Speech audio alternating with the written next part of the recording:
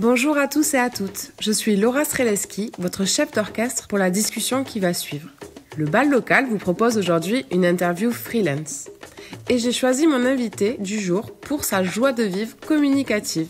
Elle a clairement inspiré et motivé le sujet de cet épisode. Et franchement, j'avais vraiment envie d'un épisode qui vous fait du bien. Nous avons tous notre propre définition du bonheur. Prenez quelques secondes pour vous rappeler la vôtre. C'est bon? Vous l'avez? Vous êtes maintenant en phase pour écouter l'épisode qui va suivre. Le bonheur est partout, dans chaque minute de notre quotidien.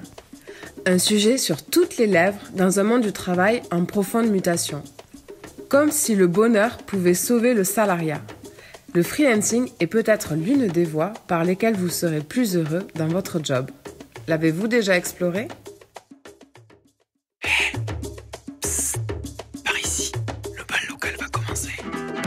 Bonjour à toutes et à tous, c'est un plaisir de vous retrouver pour aborder ensemble la thématique du freelancing. Ce mouvement a l'impact positif sur l'économie de notre pays et que nous sommes plusieurs milliers à rejoindre chaque année transforme nos modes de vie. Alors nous avons une idée. Vous voici maintenant entraînés dans le bal local, l'événement qui rassemble freelance, entreprises et acteurs qui contribuent à la transformation du monde du travail. Dans un rythme bienveillant et intimiste, découvrez avec nous les styles de vie, anecdotes et points de vue de ces hommes et ces femmes. Attention, le bal local est déclaré ouvert. Pour rentrer dans la danse, nous accueillons aujourd'hui la pétillante et souriante Émilie, fondatrice du blog de voyage A Way of Travel, et photographe freelance sous le nom très évocateur et en phase avec notre sujet du jour, Remember Happiness. Au rythme de son parcours et de sa philosophie de vie, prenez le temps d'apprécier ce joyeux moment d'échange. Émilie, bonjour. Bonjour. Nous sommes ravis de t'avoir avec nous aujourd'hui. J'ai lu sur ton site internet qu'en 2013, ta passion est devenue ton métier. Est-ce que tu te souviens de ce jour où ta passion est devenue ton métier? Je me rappelle le jour où j'ai pris la décision de devenir photographe professionnelle. Je faisais des photos juste pour mon blog à l'époque. J'avais jamais été payée pour des photos. J'avais des gens qui me le demandaient de temps en temps, mais je me sentais pas du tout légitime pour me faire payer pour ça. Et à l'époque, donc j'étais juriste, je cherchais du travail.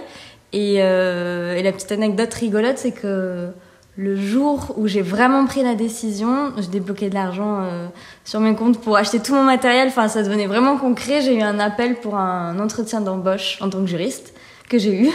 Et du coup, j'ai commencé à travailler.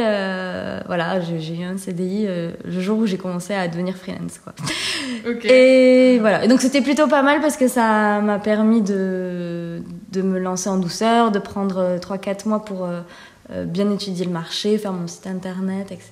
Mais, ok. Donc du coup, tu as commencé avec le statut de freelance à côté d'un travail en CDI. Ouais. Oui, si. Ouais, quand je me suis déclarée officiellement, c'était au 1er janvier. Et j'ai gardé mon travail, je crois, 1 ou 2 mois pour voir comment ça marchait. Et ça a très vite fonctionné. Et donc là, j'ai quitté mon poste. Ok. Et justement, est-ce que c'est pas difficile d'arriver à vivre de sa passion financièrement au début, dans un univers qui est la photographie, où il y a quand même pas mal d'acteurs, etc. Est-ce que ça n'a pas été parfois un petit peu compliqué pour toi? Alors, j'en avais très peur. Je m'étais mis une petite limite de 2 ans où je voulais vraiment... Voilà, je me disais, si au bout de 2 ans, j'en vis pas, je retourne dans mon métier qui était juriste. Et j'ai eu la chance, je pense, ça a marché dès le départ. Et je pense que c'est dû au blog qui fait que j'avais déjà un bon réseau, que les gens me connaissaient. Et donc, quand je me suis lancée, les personnes savaient que j'étais là et qu'on pouvait m'appeler, et ça a très vite marché. Ok, super Émilie. Aujourd'hui, ça fait 6 ans que tu es à ton compte, que tu es freelance. Le marché du travail a sans doute beaucoup évolué, le marché du freelancing aussi depuis. Ouais. Est-ce que tu as trouvé que ça a été en ta faveur pour ton activité? Comment tu perçois ces évolutions? J'ai l'impression... Alors, il y a plusieurs types d'évolutions. J'ai l'impression que c'est de plus en plus reconnu le fait qu'il y ait plein de métiers qui soient externalisés et qui, du coup, fait qu'on a de plus en plus de droits, que ce soit Je crois que cette année, alors ça ne m'intéresse pas trop, mais je crois que cette année on a eu un droit de congé de maternité ou quelque chose comme ça. Un peu plus lent. Ouais, voilà. J'avoue que je me suis pas du tout intéressée à ça, mais voilà, il y a des petites évolutions qui font plaisir quand même. Et ensuite, plutôt niveau travail, c'est vrai que j'ai l'impression qu'il y a de plus en plus de personnes, d'entrepreneurs, et qui dit de plus en plus d'entrepreneurs dit que ces personnes ont besoin de com, et du coup font appel à des photographes, et c'est plutôt pas mal, ça me permet d'avoir des clients dans le même état d'esprit que moi, qui ont monté leur projet, leur petit projet, c'est leur bébé, et du coup c'est assez agréable de travailler avec eux. Et c'est vrai que voilà, quand j'ai commencé, je faisais que les particuliers, et maintenant, j'ai la moitié de ma clientèle, c'est plutôt des professionnels. Et il y a ce même rapport voilà, très proche avec mes clients. Et j'aime bien ça. Toujours dans cette même philosophie de bonne humeur. Ouais, j'aime bien parce que souvent, ils m'appellent pour ça. Enfin, c'est vrai qu'ils veulent mettre de la vie dans leurs photos. Ouais, je suis très contente que ça transparaisse. C'est vraiment l'image qui ressort de ton travail et de tes outils de communication. Chers auditeurs, voici venu le moment des questions tempo. Une question, 2 réponses possibles. C'est parti! Donc, ça serait plutôt Occitanie ou Pays Basque? Oh, le piège! Oh, les pièges!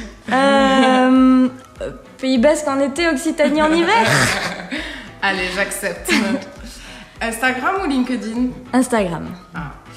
Et argentique ou numérique? Numérique. Merci, Émilie. Je reviens un petit peu à ton activité. Ouais. Du coup, ton activité de freelance s'appelle Remember Happiness. Ouais. Pourquoi as-tu choisi ce nom? Alors, je l'ai choisi parce que c'est vrai que donc, au départ, quand je me suis lancée, c'était vraiment que pour les particuliers et c'était dans l'esprit de leur créer des souvenirs. Et justement, je voulais qu'ils se rappellent de ces moments heureux, que ce soit les petits rien du quotidien ou les gros événements comme les mariages, etc. Et donc ça correspondait bien. Et il y avait une citation que j'adorais qui était justement Remember happiness is a way of travel, not a destination. Pardon pour mon accent. Et donc voilà, donc j'ai repris le début de cette citation pour ma boîte et j'en ai changé le nom de mon blog qui est du coup passé à A Way of Travel. Donc avec les deux, j'ai ma citation en entier et j'aime bien. Ouais. Ok. Ouais. Et pourquoi c'est si important pour toi justement de ce côté joie, ce côté bonheur, ce côté heureux dans ton travail? Tout le monde n'en fait pas ses valeurs de croisière. Bah, après, c'est aussi un état d'esprit en dehors de la photo. C'est-à-dire que pour être heureux, je pense qu'il faut regarder le positif autour de nous, balayer un peu le négatif quand on peut, ça sert à rien de s'y attarder. Et la photo, c'est exactement ça. On va figer sur le papier les moments heureux et on va laisser de côté les petits trucs qui nous sont arrivés en voyage. On va faire les photos que de ce qu'on a vu qui nous a émerveillés, des rencontres qu'on a faites. Et quand on a eu une grosse galère, on peut faire une petite photo pour s'en rappeler parce qu'après ça nous fait rigoler. Mais voilà, on va mettre l'accent sur le positif et quand on regarde son album de voyage, on n'a que les bons souvenirs qui reviennent. Et c'est un peu comme ça pour toute la vie. Et donc pour les souvenirs avec les enfants, c'est son amoureux et tout ça. Et comment tu fais pour créer justement ce sourire aux lèvres? Tout le monde n'est pas souriant et pétillant comme toi. Comment tu fais pour créer cette complicité aussi que tu peux avoir? Bah alors, déjà, les clients, quand ils viennent, c'est vrai que j'axe ma com sur ça, donc ils sont déjà dans cet état d'esprit. J'ai l'avantage qu'on m'appelle quand même que pour les événements heureux et que quand on est bien. Il y a personne qui m'appelle pour avoir des petits souvenirs. Alors, des fois, honnêtement, ça m'est arrivé d'avoir des gens qui arrivent de mauvaise humeur parce que, je sais pas, ils ont peut-être passé une mauvaise journée ou ils se sont disputés juste avant. Et l'avantage, c'est toujours pareil. Ça n'a rien à voir avec la photo. Je me dis que dans ces cas-là, séance photo ou pas, il faut un peu laisser de côté ce qui s'est passé et puis se focaliser sur le moment.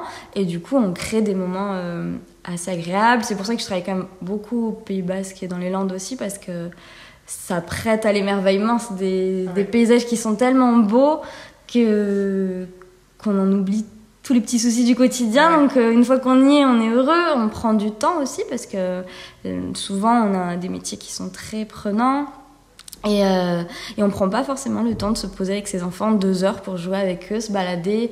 Et voilà, je parle avec les enfants, mais ça peut être je fais plein de séances couple et des petites choses comme ça.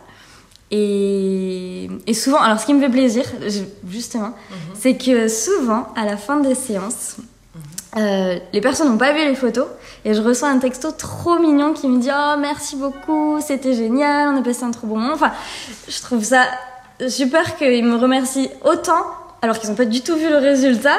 Et je me dis « Ah, je suis contente parce que je pense que ça leur a fait une jolie pause dans le quotidien de la vie où ils ont bien profité les uns des autres. » Parenthèse. Et du coup, justement, tu parles beaucoup de prendre le temps. Je pense que le Pays Basque, c'est aussi un état d'esprit plus zen, plus détendu. Et est-ce que, du coup, toi, quelle part prend ton travail dans ta vie? Est-ce que, justement, tu prends le temps aussi d'avoir du temps pour toi? Trop, c'est mon combat depuis des années. Les premières années en freelancing, elles étaient assez difficiles à cause de ça. C'est dur de s'arrêter de travailler, surtout quand on fait la science qu'on aime. Et c'est vrai que le truc que j'essaye de faire depuis des années, c'est d'avoir des horaires beaucoup plus fixes, d'avoir des jours de repos où je ne regarde pas mes mails, ce que je n'arrive pas encore à faire. Et ouais, c'est assez difficile de trouver l'équilibre. Je pense que ça l'est encore plus quand c'est ta passion, puisque c'est au-delà d'un métier, ça devient une passion. Et je pense que souvent, quand tu travailles, finalement, tu as presque plus l'impression de travailler tellement que tu prends du plaisir. Et donc, c'est facile de se tomber dans cet engrenage. J'y pense beaucoup, parce que ça m'arrive souvent je vais faire une séance que j'ai adorée, j'ai envie de traiter les photos, mais en fait, c'est mon jour de repos. Donc, je me dis non. Et je me suis fait la réflexion, je me suis dit, c'est marrant parce que je pense que mon travail me rend plus heureuse que pas mal d'activités. Et du coup, j'en viens à me dire, ah non, je préfère traiter cette séance que faire de la guitare. Et je me dis, non, allez, demain, c'est ton jour de travail, tu le feras. Et j'essaie de me limiter parce que j'ai pas envie de m'en lasser. Je préfère... mais c'est vrai que c'est difficile de s'arrêter. Et donc, pour en revenir à une autre citation que tu utilises sur ton site internet, j'ai beaucoup lu ton site internet, j'ai été très inspirée. Tu dis « Je suis accro aux gens heureux ». Et est-ce que toi, tu penses que le freelancing, comme chemin de vie professionnel, ça permet aux gens d'être plus heureux?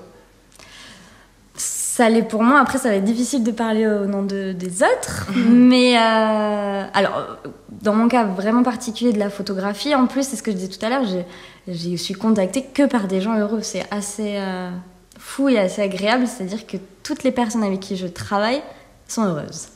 C'est... Voilà, donc, la vie est belle. Oui. Non, mais voilà, forcément, je m'en nourris aussi. Et je pense que c'est pour ça que... Sûrement. Puis, il y a une idée de mimétisme aussi dans les photos qui fait que pour avoir des sourires en face, moi, je vais être obligée d'être très souriante et on peut pas être malheureuse en ayant le visage tout souriant. Et donc, bon, bref, ça aide. Et au-delà de la photo, pour le freelancing en général, je pense que moi, ça m'a vraiment beaucoup aidée dans le sens où il y a cette liberté de... Oui, on peut choisir ses clients, on peut choisir comment on travaille, on peut... Ouais, c'est plus une idée de liberté qui fait que moi, ça me rend heureuse d'être libre, mais je pense que c'est le cas pour beaucoup de personnes. Et tout à l'heure, tu disais que ce qui t'a permis de démarrer, parce que il y a aussi des gens qui nous écoutent qui ont peut-être envie de passer le pas de devenir freelance, mais ce qui fait peur, c'est de se lancer pour trouver ses premiers clients et développer une clientèle, etc. Surtout que tu es dans un métier où on peut faire appel à toi dans des grands moments de notre vie, mais on ne peut pas faire appel à toi tous les mois, enfin, en général en tout cas. Comment tu trouves tes clients et comment tu arrives à donner un peu de visibilité à ton chiffre d'affaires et à ton activité? J'ai la chance d'avoir un métier qui fait ça comme par lui-même, puisque donc que ce soit pour les particuliers, quand ils vont montrer leurs photos, leurs amis, leurs proches vont directement voir mon travail et avoir envie. Les pros, c'est pareil, c'est vraiment un cercle vertueux où un restaurateur va me prendre pour ses photos. Et c'est un petit monde, donc ses collègues vont le voir, etc. Donc j'ai vraiment la chance d'avoir un métier qui fait ça comme tout seul, je démarche jamais. L'époque fait que les réseaux sociaux aident beaucoup aussi. Et... On mettra tous ces petits liens dans la bio quand vous alliez voir les superbes images de Émilie. Ouais, vraiment, je pense que j'ai de la chance d'avoir fait ce métier à cette époque et de faire ce métier parce que voilà, par contre, c'est beaucoup plus difficile pour... j'ai eu un super DJ à mon mariage, vous pouvez le dire à vos amis, ils vont pas le voir, ils n'auront pas vécu, peut-être ils n'étaient pas là, ils n'auront pas vécu la soirée, ils vont pas forcément aller le rappeler, mais mes photos visuellement elles vont marquer, voilà, parce que c'est... Voilà, on se sert des photos pour la com et j'ai la chance. Ouais, c'est pas mal. Ouais. Alors, c'est notre petite pause musique.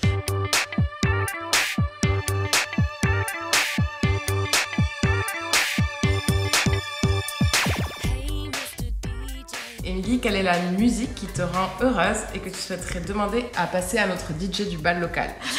Alors, c'est du groupe Hong Kong Syndicat. Et ça s'appelle Concrete and Clay. Et voilà, alors j'écoute de la musique très kitsch et très vieille. Et ben on écoute ça. Ouais.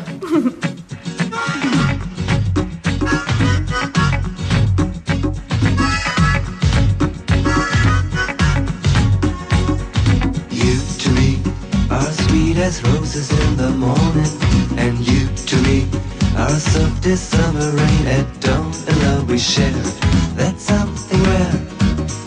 Sidewalks in the street, the concrete and the clay beneath my feet begins to crumble. But love will never die, because we'll see the mountains stumble before we say goodbye. My love and I will be in love eternally. That's the way, that's the way it's meant to be. All around. Merci Émilie pour cet extrait musical très enthousiaste. J'ai vu aussi que tu étais une photographe aventurière au cœur d'Artichaut, basée à Toulouse. Alors aventurière c'est sûr, parce que pour se lancer à son compte, c'est une aventure de tous les instants et de toutes les journées. Toutes les journées sont différentes, puis tu fais de nombreuses rencontres. Mais justement, avec ce cœur d'Artichaut, comment tu vis les moments plus difficiles et comment tu confrontes les problèmes qu'il peut y avoir en freelance? Alors, c'est vrai que moi, quand je dis cœur d'Artichaut, c'est plus parce que je fonce souvent devant les moments que je prends en photo. D'accord. Mais après, ça a l'avantage de faire que je pense que je suis vraiment dans le moment et je le capture comme je capturerais vraiment des moments de mes amis et de mes proches. Et après, les difficultés de freelancing... Alors, dans le métier en lui-même, enfin, dans le freelancing en lui-même, les difficultés, je pense que c'est un peu ce qu'on a dit tout à l'heure, de trouver le bon équilibre entre sa vie pro, sa vie perso.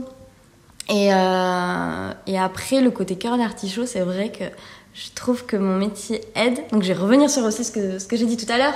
Mais bon, il y en a tous des hauts et des bas. Il y a des fois, on est un peu moins bien, on a des coups de cafard. Et si on doit aller si je dois aller travailler et rencontrer des clients, etc., c'est ce que tu disais, j'ai besoin d'obtenir des sourires, de la bonne humeur, et je peux pas me permettre d'arriver un peu toute flagada et pas trop bien. Donc je me force, et j'ai remarqué que je me force 5-10 minutes, mais après le corps qui sourit fait que l'esprit sourit aussi, et je me retrouve de bonne humeur, et je me dis que c'est quand même chouette d'avoir un travail qui peut me remonter le moral plutôt que... Ouais. C'est génial. Ouais. On en rêve tous, je pense, d'être dans cet état d'esprit. Et si toi, tu avais un conseil à donner du coup à un freelance ou un futur freelance pour qu'il se sente heureux dans son quotidien, est-ce que par exemple, ça peut être sur son écosystème de travail, le choix de ses clients? Ouais, il y a plein de choses. Le choix des clients est très important. Je pense pour être heureux, il faut vraiment faire ce qu'on aime. Du coup, avoir des clients qui nous correspondent, qui ont les mêmes goûts, qui ont bien compris ce qu'on fait, et voilà, qu'on n'aille pas se forcer à avoir un rendu, quelque chose de différent.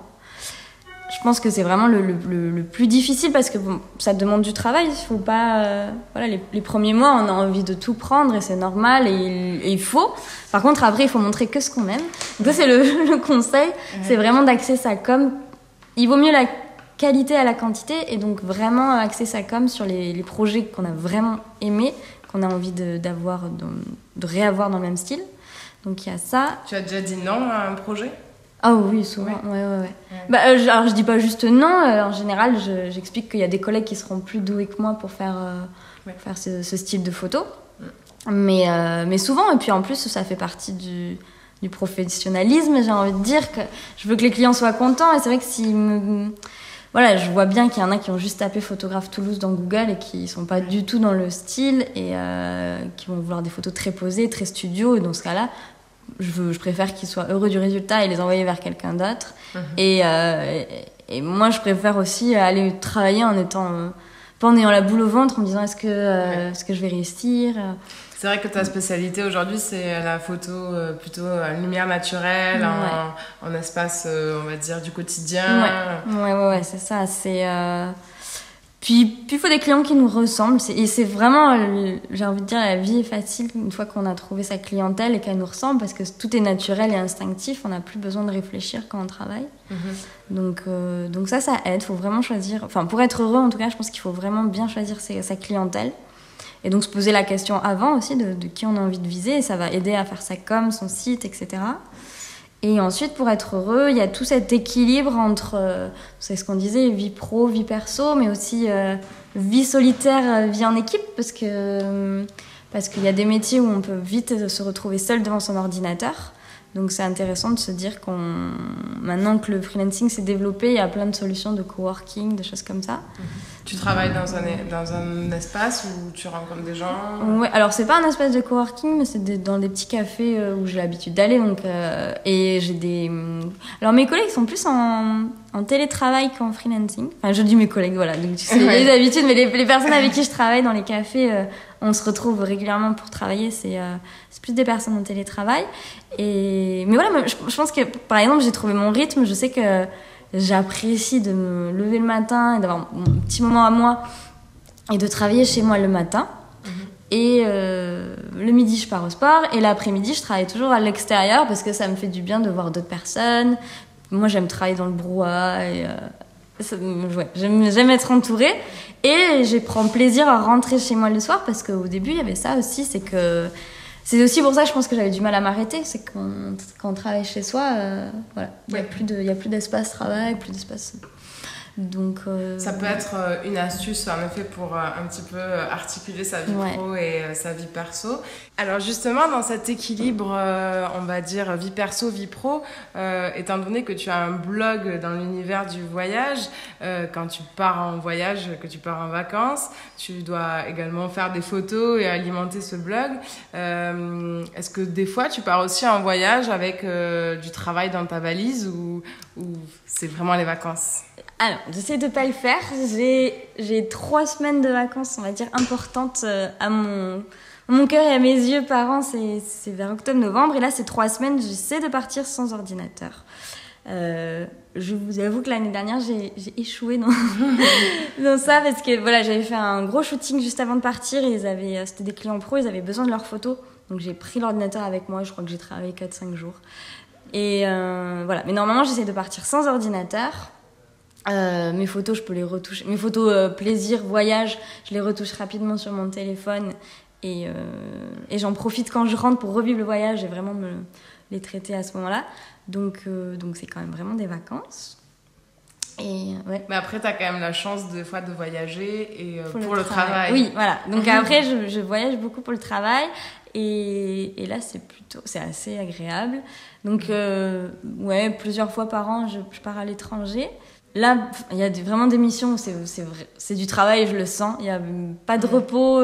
Après, c'est du plaisir aussi. Je découvre des paysages fous, des choses comme ça. Ouais. Mais c'est épuisant, en fait. Voilà, c'est des rentrées de vacances en étant... voilà. Non, mais alors, le lapsus, je dis rentrée de vacances. Non, rentrée de l'étranger où je travaillais en étant plus fatiguée qu'en partant. Et donc, ce n'était pas des vacances. Mais voilà, quand même, c'est quand même très, très agréable. C'est une chance que j'ai. Et donc, voilà. Et après, l'avantage d'être freelance, c'est de pouvoir travailler n'importe où. Et c'est vrai que je le fais le plus souvent possible. En fait, quand j'ai plusieurs jours où je sais que je suis derrière mon ordinateur et que j'ai pas forcément de rendez-vous client ou de shooting, là, je me permets de partir pas très loin, mais de partir au Pays Basque, dans les montagnes, et de partir avec mon ordinateur et de pouvoir travailler n'importe où. La chance. Ouais. Écoute Émilie, notre petit moment d'échange touche déjà à sa fin. Justement pour le mot de la fin, en général, nous on demande toujours à notre invité de nous dire une citation. Ouais. Donc tu l'as déjà dit pendant l'interview, mais pour ceux qui l'auraient loupé, j'aimerais bien que tu la repartages. Tu veux réentendre mon super accent anglais? Donc c'est Remember happiness is a way of travel, not a destination. Et oui, c'est une jolie citation parce qu'on est très souvent... je pense qu'il y a beaucoup de personnes qui sont à la recherche du bonheur et il faut se rendre compte qu'on peut le vivre au quotidien et voilà, il ne faut pas attendre de le trouver. Il ne faut pas attendre l'arrivée, c'est aussi le chemin. Ouais. Et c'est ça, enfin, le freelancing, j'ai envie de dire, et mon métier de photographe, c'est... Je vais pas attendre la fin de ma journée pour me dire je suis libérée de mon travail et je vais être heureuse. Je veux que chaque minute soit agréable. Il y a des moments plus compliqués. Quand on fait sa compta, c'est pas forcément super agréable. Voilà, on va pas mentir. Mais ça me paraissait impensable d'avoir un métier, parce que toute sa vie on fait ça. Je pense que la retraite, voilà. Donc ça me paraissait impensable de passer les 40 prochaines années de ma vie à attendre de rentrer chez moi le soir pour être heureuse, quoi. C'était pas possible. Super. Et après le bal, Émilie, comment on fait pour te retrouver sur la toile? Donc il y a mon site internet, donc c'est rememberhappinessphotography.fr. Je pense que tu l'écriras, ce sera plus simple. Et sur Instagram peut-être? Et Instagram, donc typiquement Instagram, j'ai voulu par exemple ne pas trop le professionnaliser, on va dire, pour garder Instagram plaisir, mais c'est quand même là où je pense que j'ai le plus de demandes de clients. Donc comme quoi, on peut garder le côté plaisir et faire ça avec passion et professionnellement ça marche. Et donc c'est mon prénom et mon nom, donc Émilie Echen. Et c'est vrai que là je poste plus des photos de paysages, de vacances. Qui nous font rêver, beaucoup envie. Merci Émilie d'avoir été avec nous. Et merci à toi de m'avoir invitée avec ce joli thème. J'espère que cet épisode vous a plu. De mon côté, je suis sortie de cette interview pleine d'énergie. Elle a osé quitter son job de juriste pour s'installer à son compte et vivre de sa passion. Et plutôt que de parler de réussite, nous avons parlé de son parcours de vie. Ce chemin pendant lequel nous prenons des décisions professionnelles et personnelles. Nous vivons des hauts, nous vivons des bas. Ce que je retiens de cette conversation avec Émilie, c'est qu'il est important de prendre le temps de vivre et d'apprécier les petits bonheurs du quotidien, plutôt que le seul bonheur d'une réussite. Peut-être que cela vous a donné envie de collaborer avec Émilie. Si c'est le cas, un simple message ou un email suffit pour créer la connexion grâce au collectif de freelance La Collab. Et si vous aimez ce podcast, en attendant le prochain épisode, vous trouverez bien le temps de laisser 5 étoiles sur Apple Podcasts. Ce sont vos étoiles qui motivent les chefs d'orchestre à enregistrer leur épisode. C'était Laura en direct du bal local. À très vite!